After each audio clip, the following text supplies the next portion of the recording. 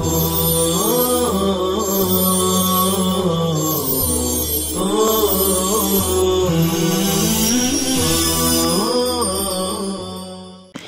اللہ الرحمن الرحیم الحمد للہ رب العالمین والعاقبۃ للمتقین والصلاة والسلام علی رسولہ محمد وعلى آلہ وصحبہ اجمعین اما بعد فقد قال تعالی اعوذ باللہ من الشیطان الرجیم بسم اللہ الرحمن الرحیم ومن جاہد فإنما يجاہد لنفسہ وقال تعالی والذین جاہدوا فینا لنہدینہم سبلنا وَإِنَّ اللَّهَ لَمَعَ الْمُحْسِنِينَ۔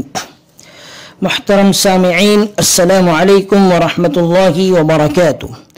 رزق میں فراخی لانے والی 20 انتہائی اہم مستند اسلامی نصیحتیں چل رہی ہیں، ان میں سے ایک نصیحت ہو چکی ہے۔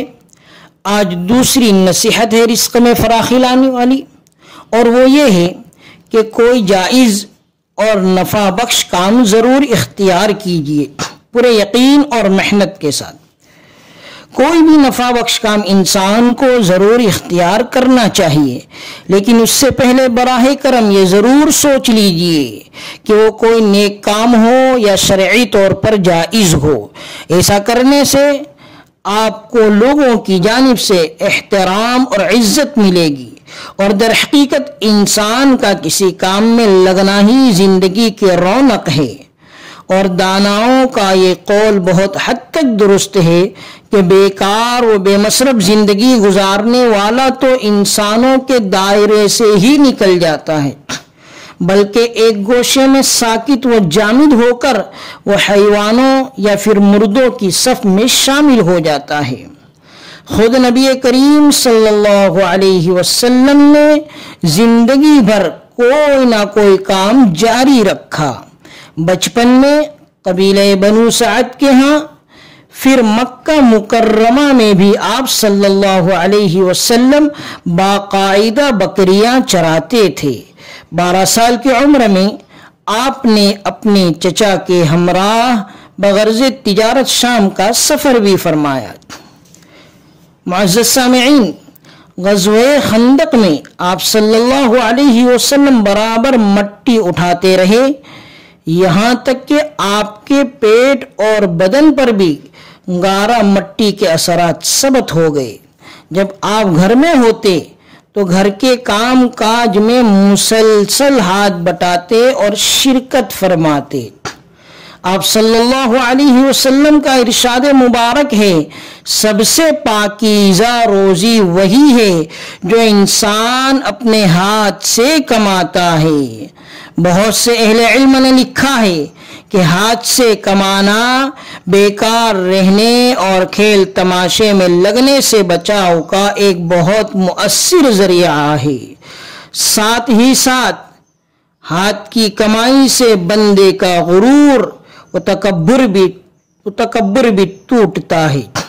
سیدنا فاروق اعظم رضی اللہ عنہ کا قول ہے کہ وہ حالت جس میں موت آنا میں اپنے لیے پسند کرتا ہوں یہ ہے کہ میں جہاد فی سبیل اللہ میں مصروف رہوں یا پھر حلال کمانے میں۔ یہ فرمانے کے بعد آپ نے یہ آیت تلاوت فرمائی، وَآخَرُونَ يَضْرِبُونَ فِي الْأَرْضِ يَبْتَغُونَ مِنْ فَضْلِ اللَّهِ، اور دوسرے کچھ لوگ زمین میں چل پھر کر اللہ کا فضل یعنی رزق تلاش کرتے ہیں۔ محترم سامعین، کسی کام کاج میں لگنا برکت کا سبب کیسے بنتا ہے؟ اس کی وجہ یہ ہے کہ وہ کام اس کے لیے رزق حلال کا وسیلہ اور سبب ہے، اور اہل علم نے رزق حلال کے فوائد میں لکھا ہے کہ اس سے گفتگو میں شائستگی اور سب امور میں عمدگی آ جاتی ہے، عمر بڑھنے کا ذریعہ ہے، مال میں زیادتی کا سبب ہے، بیوی بچوں کو فرمانبردار بناتا ہے، اور دعاؤں کی قبولیت کا ضامن ہے۔ اسی لیے رحمت دو عالم صلی اللہ علیہ وسلم فقر اور تنگدست لوگوں کو بیکار بیٹھنے یا سوال کرنے کی بجائے یہ ارشاد فرماتے تھے کہ وہ کسی کام کو ذریعہ رزق بنائیں تاکہ اللہ تعالیٰ اسی میں برکت ڈال کر انہیں غنی فرما دے۔ اس لیے بھی کہ کوئی بھی کام یا ذریعہ معاش سوال سے بچنے کا بنیادی سبب ہے، اور آپ صلی اللہ علیہ وسلم نے سوال سے بچنے پر پاکیزہ روزی ملنے کی بات تاکیدی پیرائے میں بیان فرمائی ہے۔ رسول اللہ صلی اللہ علیہ وسلم کا یہ ارشاد کتنا خوبصورت ہے۔ جو شخص سوال سے بچنا چاہتا ہے اللہ اسے بچا لیتا ہے، اور جو شخص استغنا اختیار کرتا ہے اللہ اسے غنی کر دیتا ہے، اور جو شخص صبر کرتا ہے اللہ اسے صبر عطا کر دیتا ہے۔ معزز سامعین، لیکن ایک نقطے کی بات یہاں پر جان لینا از حد ضروری ہے کہ کوئی ہنر یا کام جو آپ پوری محنت سے کر رہے ہیں، جافشانی سے کر رہے ہیں، رزق اس میں قطعاً نہیں ہے۔ یہ عقیدہ رکھنا ضروری ہے کہ کوئی ہنر یا کام جو آپ پوری محنت سے کر رہے ہیں، جافشانی سے کر رہے ہیں، رزق اس میں قطعاً نہیں ہے۔ ہاں یہ ضرور ہے کہ وہ رزق آنے کا وسیلہ اور ذریعہ ہے۔ در حقیقت رزق تو اللہ تبارک و تعالی کے ہاں سے ہی ملتا ہے۔ ارشاد باری تعالی ہے، ان اللہ هو الرزاق ذو القوة المتین، بلا شبہ اللہ وہی تو ہے رزق دینے والا، بڑا زور آور۔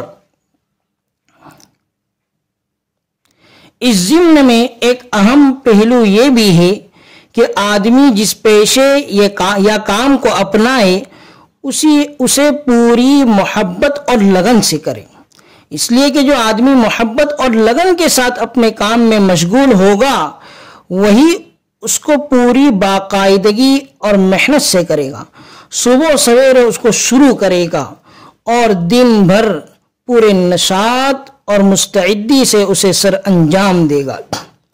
نبی کریم صلی اللہ علیہ وسلم کا ارشاد ہے، بورک لامتی فی بکورہا، میری امت کے لیے صبح کے وقت یعنی دن کے ابتدائی حصے میں برکت رکھی گئی ہے۔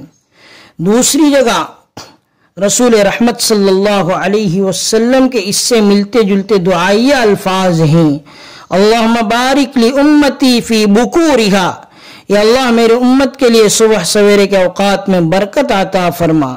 فرمان نبوی ہے، ان اللہ تعالی یحب اذا عمل احدکم عملا ان یتقنہ، کہ بلا شبہ اللہ تعالی اس بات کو پسند فرماتا ہے کہ جب تم میں سے کوئی شخص کسی کام میں لگے تو اسے پورے وثوق سے کرے اور محنت سے کرے۔ معزز سامعین، یہ رزق میں فراخی لانے والی دوسری نصیحت تھی کہ بندہ کوئی جائز اور نفع بخش کام ضرور اختیار کرے پورے یقین اور محنت کے ساتھ۔ انشاءاللہ العزیز رزق میں فراخی لانے والی بقیہ نصیحتیں اگلی قسطوں اور اگلے آڈیو میں پیش کی جائے گی۔ وصلی اللہ تعالی علی النبی الکریم وآخر دعوانا ان الحمد للہ رب العالمین۔